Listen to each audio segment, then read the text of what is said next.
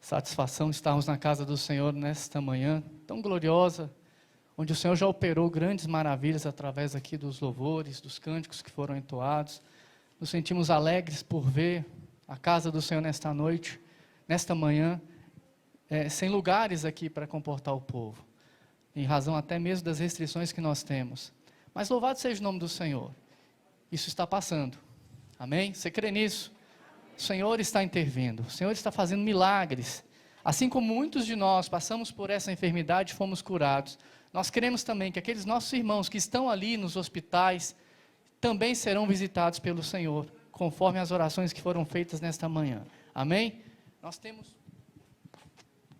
temos pessoas queridas que estão ali, mas nós cremos no agir do Senhor, cremos que o Senhor fará grandes maravilhas. Mas, amados, gostaria de compartilhar com vocês nessa manhã algo da parte do Senhor que foi ministrado no meu coração. Por isso, convido-vos a abrirem as vossas Bíblias no livro de 1 Coríntios, capítulo 15, versículo 19. Amém? 1 Coríntios, capítulo 15, versículo 19.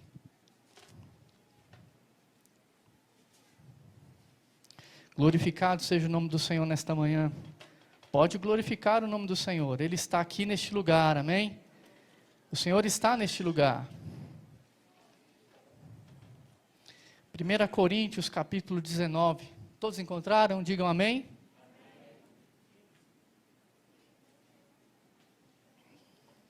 Amém. 1 Coríntios capítulo 15, versículo 19.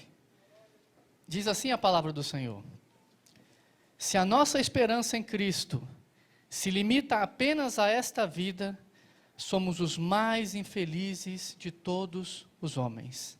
Amém? E estamos exatamente diante de um texto bíblico que nos faz refletir por que Paulo escreveu aos irmãos em 1 Coríntios, tratando exatamente deste tema. Será que Paulo queria adverti-los contra o ceticismo? Será que haviam céticos naquela igreja? Talvez até houvesse alguém que por meio de alguma palavra tivesse imbricado alguma dúvida naqueles corações, exatamente sobre a morte e ressurreição de Cristo, com especulações que certamente destoavam do Evangelho do Senhor. Em tempos como o que vivemos atualmente, em meio a essa pandemia, essa situação degradante, nós estamos vendo pessoas queridas, entes queridos, pessoas muito próximas de nós, sendo ceifadas.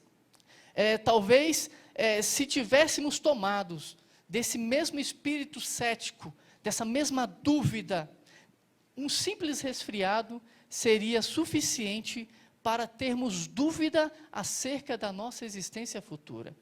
Mas não é isso que ocorre conosco. Amém? Sim ou não? Nós cremos numa esperança futura. Nós cremos numa esperança futura. E nós extraímos desse texto algumas verdades essenciais para a vida cristã e para o nosso conhecimento e, acima de tudo, para o nosso crescimento espiritual.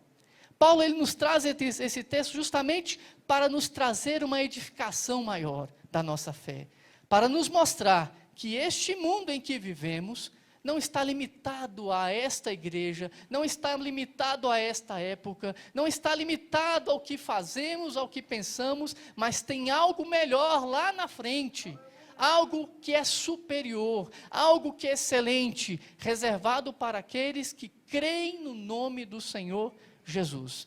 Daí extraímos algumas verdades deste texto bíblico para o nosso crescimento e para o nosso fortalecimento de nossa fé. A primeira, irmãos, é que nós não somos os mais miseráveis deste mundo. Amém? Nós não somos os mais miseráveis deste mundo. A segunda é que, sem a esperança, talvez, seríamos. Sem a esperança de uma vida futura, talvez, seríamos os mais infelizes deste mundo. Em terceiro lugar, a alegria está na esperança de uma vida futura.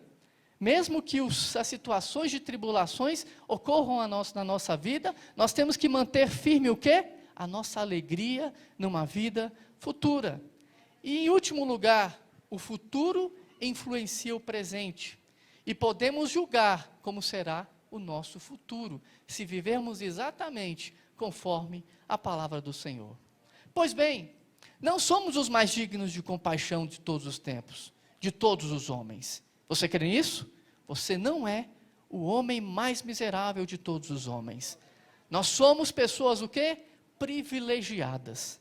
Pessoas que têm graça, pessoas que têm esperança. Agora imagine você comigo, aqueles que não creem no Evangelho, aqueles que nós pregamos e às vezes apenas introjetam um pouco do Evangelho, mas não deixam que essa palavra frutifique em sua vida. Imagine essas pessoas, como é que elas nos enxergam? Como é que elas nos veem? Certamente elas nos têm como pessoas que abdicaram de uma vida, pessoas que abdicaram de situações ou de prazeres deste mundo e vivem em eternas peregrinações, indo à igreja, indo para casa, voltando à igreja, indo para casa, e essa é a nossa vida, é a vida do cristão, ou seja, orando, jejuando, lendo a Bíblia. Talvez as pessoas encarem a nossa vida como essa eterna peregrinação, mas de modo algum, irmãos, nós não somos esses eternos peregrinos. Eles podem estar desfrutando dos prazeres desta vida, das alegrias que o mundo lhes proporciona, satisfazendo muitas vezes o apetite carnal e vivendo segundo os seus próprios conceitos. Nós não. Nós escolhemos algo mais excelente. A fé na esperança de uma glória futura. Salomão, ao escrever no livro de Eclesiastes, capítulo 7, versículo 6, ele trata exatamente do tolo. E ele faz a seguinte comparação: o riso do tolo é como o estalo dos espinhos debaixo da panela. Isso quer dizer que, no final de tudo, de toda a alegria que um tolo pode ter durante sua vida, não passará de cinzas embaixo de uma panela. Não passará de cinzas embaixo de uma panela. A alegria desse mundo é tal qual fogo, que se acende com espinhos e os coloca embaixo de uma panela. O final dela é cinza. Ou seja, não há esperança para os homens que estão lá no mundo. Não há esperança para o povo que está lá no mundo. Porque a esperança deles está limitada a este tempo e eles vivem naquela situação de curtir a vida ao máximo, em sua plenitude. Se valer de todos os meios que possam lhe trazer felicidade, excluindo de sua vida qualquer profissão de fé. A existência humana não está limitada a isso, irmãos. O cristão, por sua vez, ele tem a sua existência, não somente uma existência frívola, passageira por este mundo. Na vida cristã, tem-se a certeza de uma esperança futura. E sabe por quê? Porque Jesus nos mostrou que o que se sucede após a morte. Ou seja, ele nos mostrou que o ministério dele foi cumprido. Ele nos mostrou que ele morreu e que ele ressuscitou. E a mesma herança, a mesma esperança futura está reservada para aqueles que creem no seu nome. Na vida cristã temos a certeza da futura esperança. Isso porque Jesus nos mostrou o que sucede após a ressurreição, após a morte. Temos a glória de uma esperança futura. O apóstolo Paulo, escrevendo aos Filipenses, disse o seguinte: o viver é Cristo e o morrer é lucro. Ora, o que Paulo nos exorta nesta manhã, através deste versículo, é que viver como Cristo viveu, é mostrar a nossa vida, é refletir a glória, o caráter, a expressão máxima de Jesus às pessoas. Nessa vida nós precisamos fazer isso, porque o porvir, irmãos, é lucro. Ou seja, é viver Cristo na sua plenitude, é pregar Cristo na sua plenitude, é mostrar Cristo às pessoas, às almas que precisam ser satisfeitas pela palavra do Senhor.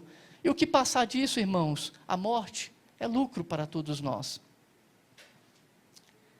Paulo nos exorta a viver dessa maneira, a viver uma vida abundante que somente Jesus nos concede, pelo poder de sua graça infinita, revelada na cruz do Calvário, a qual, sobretudo, nos trouxe a firme esperança do porvir, e mesmo vivendo em meio a tribulações.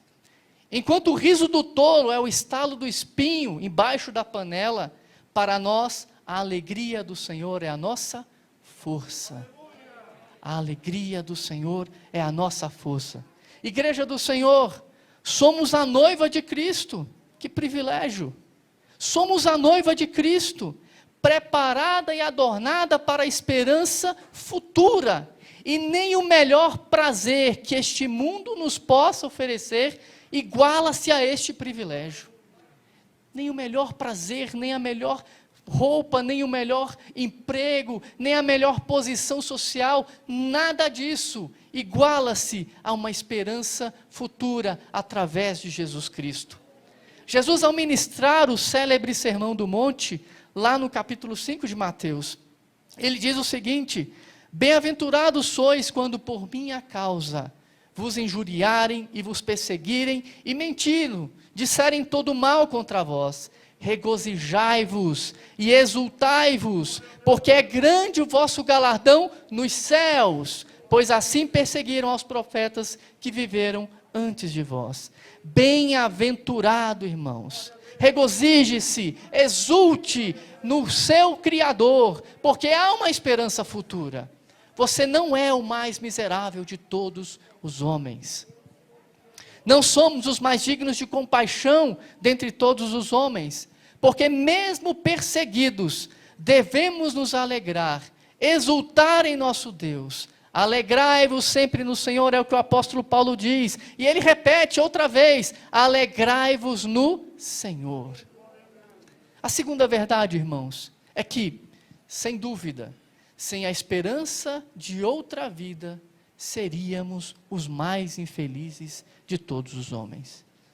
Há somente uma coisa, porém, que pode nos tornar os mais infelizes de todos os homens. É a chamada incredulidade. A incredulidade, sim, pode nos tornar os mais infelizes de todos os homens. A ausência de fé efetiva em Cristo Jesus nos torna um homem infeliz entre todos os homens. E isso porque a vida está restrita, ficará restrita, tão somente às alegrias, muitas delas vazias, que o mundo nos proporciona.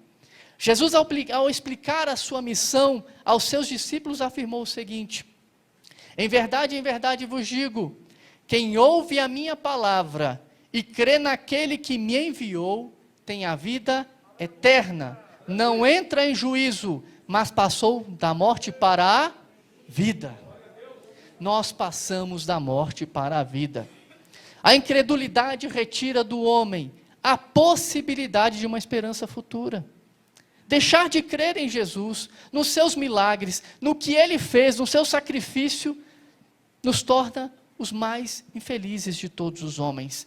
Desse modo, o homem fica fadado a viver as meras expectativas desta vida, de felicidade que muitas vezes a sua profissão, o seu poder aquisitivo podem adquirir.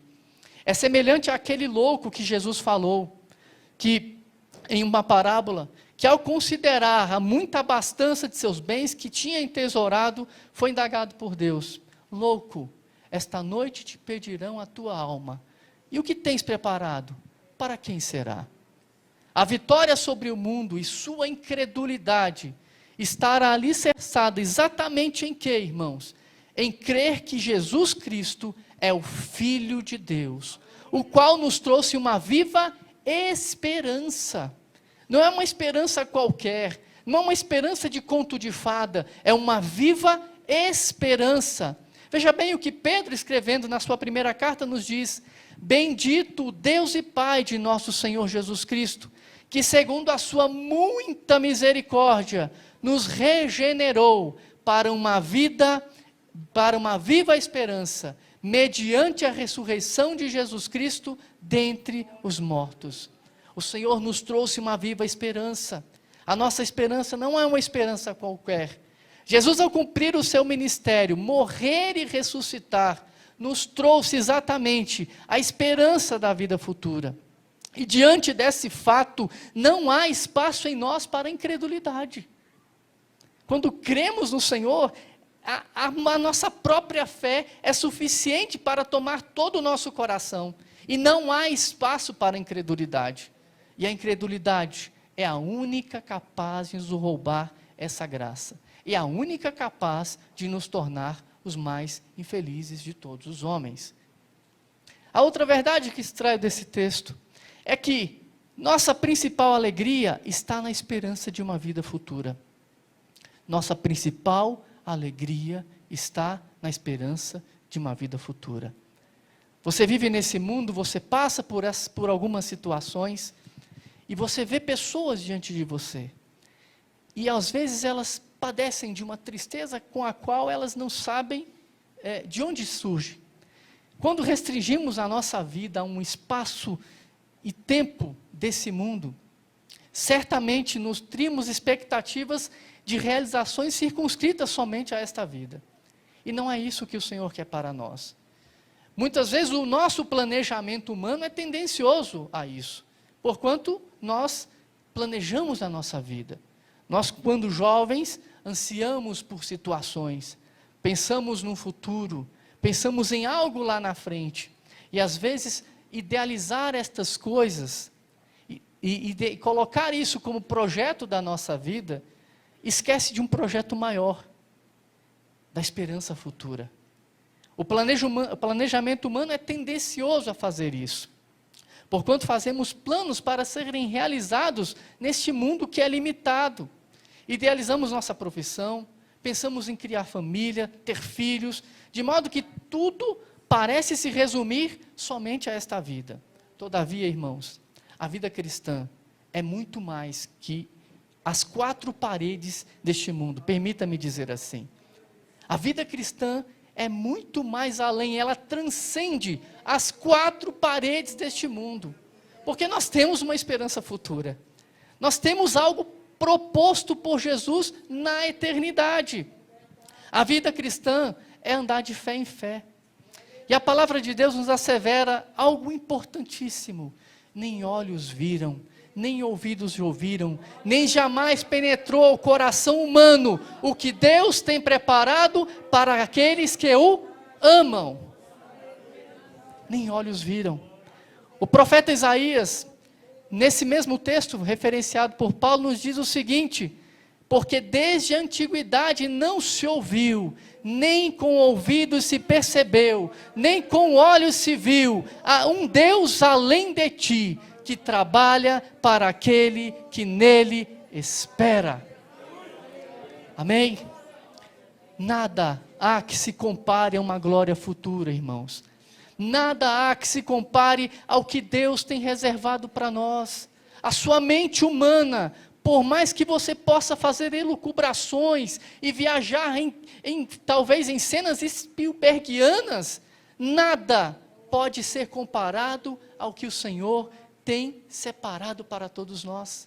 Nada se compara à graça, à misericórdia, o amor e a toda a plenitude reservada para os santos pelo Senhor Deus. Nada se compara. E é por isso que Deus trabalha em nós através do Espírito Santo, para que nos comunica exatamente a certeza da viva esperança, acerca da real existência de um bom futuro. Há uma real existência de um bom futuro. Ou seja, irmãos, fechando os olhos aqui, abriremos os olhos aonde? Na eternidade. No descanso separado para aqueles que creem no nome do Senhor. A esperança de uma vida futura, ela é real, irmãos. E nós não podemos temer e nem devemos temer a morte. A morte para nós, como diz Paulo, é o quê? É lucro. É lucro. E todos nós assim ansiamos ouvir uma seguinte palavra que Jesus falou: bem está bom e fiel servo, sobre o pouco foste fiel, sobre o muito te colocarei, entra no gozo do teu Senhor. Aleluia. Não somos os mais infelizes de todos os homens, temos uma viva esperança. Você pode glorificar a Deus? Você tem uma viva esperança. Não é uma esperança qualquer, é uma viva esperança. Agora, outra verdade que extraio desse texto é que o futuro influencia o nosso presente. Como assim? E aí eu faço as seguintes indagações a vocês e a cada um de nós e até a mim mesmo.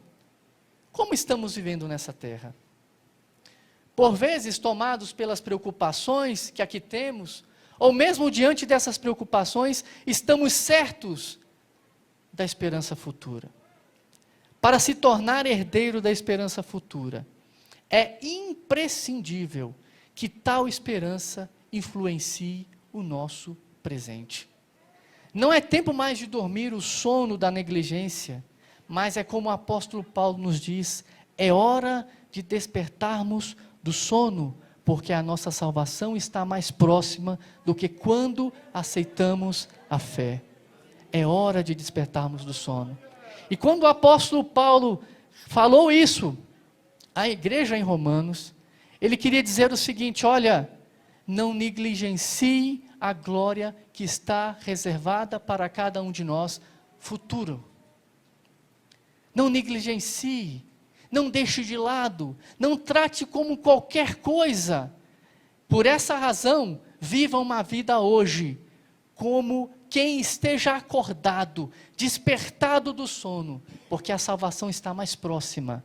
A salvação está mais próxima. Os tempos estão correndo, as horas estão correndo. Jesus está voltando. Pode parecer que não. Pode parecer que essa história eu já ouço, pelo menos há 47 anos. E parece que eu ouço há muito tempo. Mas Jesus está voltando. Para mais de milhão de pessoas. Jesus voltou. Aqui no Brasil. Jesus está voltando, irmãos. E é tempo de vivermos a nossa vida presente como se fôssemos já cidadãos do céu. Como cidadãos dos céus. Porque nós somos. A nossa esperança futura nada mais é do que entrar nas bodas do Cordeiro e participar da vida eterna. Mas para isso, nossas palavras e ações devem refletir no tempo presente Cristo. Viver a Cristo, viver a vida que Ele nos ensinou a viver.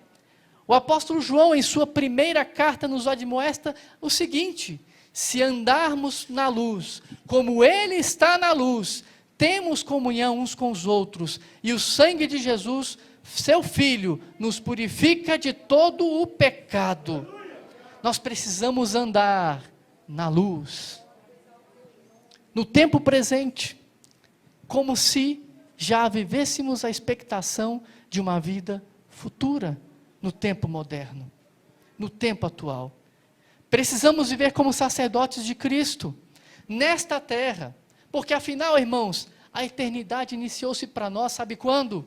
A partir do momento, daquele dia, que você levantou a sua mão e aceitou a Jesus Cristo como seu único e suficiente Salvador. A eternidade já começou para você.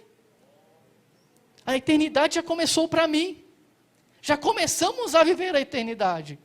Muito embora nesta vida terrena, mas já começamos. Porque nós estamos esperando o quê? A vida futura, a glória futura que nos aguarda. Precisamos viver como sacerdotes. Precisamos viver no tempo presente como autênticos cristãos, autênticos cidadãos dos céus, cumprindo os propósitos e desígnios do Senhor, sem embargo de nosso planejamento pessoal. Eu não digo para você deixar de lado os seus sonhos, quanto do caráter de Cristo há nas suas ações, ou o que precisa ser feito para que você se torne cada vez mais parecido com Cristo. O que é necessário fazer? Levo a cada um de vós e a mim mesmo a esta reflexão. O que eu preciso fazer para me parecer cada dia mais com Cristo? Precisamos ser imitadores de Cristo, de modo que a glória que nos aguarda influencie-nos no tempo presente e nos encoraje a continuar cumprindo o ministério de Cristo Jesus. Precisamos ser influenciados pela palavra do Senhor. Precisamos deixar que o tempo presente reflita exatamente para este mundo a glória futura. Nós não vivemos qualquer situação, irmãos. Vivemos uma esperança. Vivemos firmes numa esperança, constantes numa esperança. E o Senhor nos diz isso de uma maneira muito especial. Eu preciso ser parecido com Ele. Eu preciso viver Ele na minha vida. Eu preciso trazer Cristo cada dia no meu caráter, nas minhas ações, na minha forma de pensar, na minha forma de falar, na minha forma de agir, na minha forma de olhar, em todas as minhas atitudes. Eu preciso parecer com Cristo.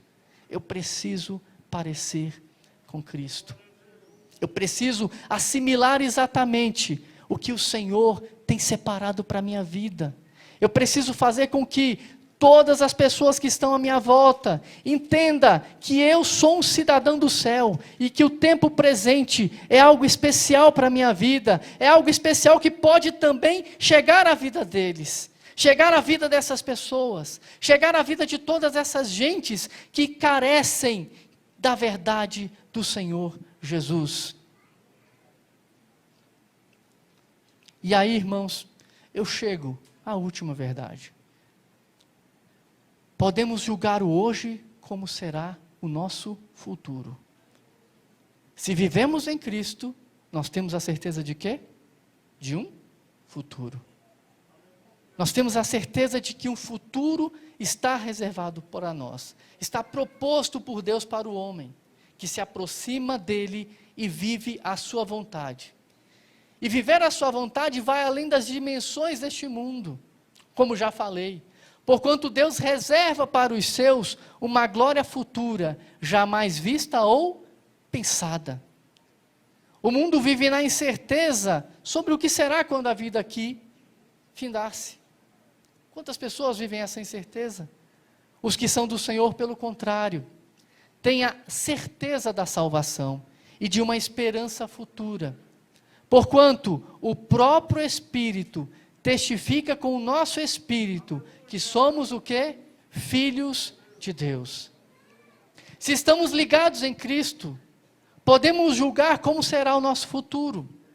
Haja vista que não aguardamos qualquer esperança, mas sim a esperança de uma vida plena e completa no porvir. Sem frustrações, sem tristezas. Sabe o que está reservado para nós? Andar pelas ruas de ouro. Sabe o que está reservado para nós? Conhecer o nosso Mestre face a face.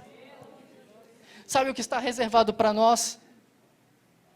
Viver a glória eterna de estar ao lado do nosso Salvador, do nosso Senhor, daquele que morreu na cruz do Calvário e nos outorgou salvação, e nos outorgou vida eterna, e nos trouxe esperança de uma vida plena e completa. Não há falta de nada, não há tédio, não há tristeza, não há frustrações. Você já não vai ouvir o que se ouve em alguns cemitérios, a pá e uma picareta trabalhando, porque lá não tem mortalha, lá não tem túmulos. Essa é a nossa esperança futura, irmãos. E é nela que precisamos estar calcados, é nela que precisamos estar seguros, é nela que precisamos viver, e é essa certeza que nos traz o julgamento, de que nós estaremos com Cristo na eternidade. Eu estarei, você estará, agora importa que vivemos exatamente como o Senhor quer que vivamos, não como miseráveis, mas como homens felizes, porque bem-aventurados somos, bem-aventurados somos, bem-aventurados somos, felizes somos. Não vivemos tristeza, não podemos tomar a tristeza como a única situação de nossa vida, porque a nossa leve e momentânea tribulação produz o quê? Um peso eterno de glória muito excelente. Não devemos olhar apenas para o que vemos, não devemos atentar apenas para o que vemos, mas para o que não vemos, porque o que vemos é o quê? Passageiro, mas o que não vemos é o quê? Eterno, eterno. Fique de pé em nome de Jesus.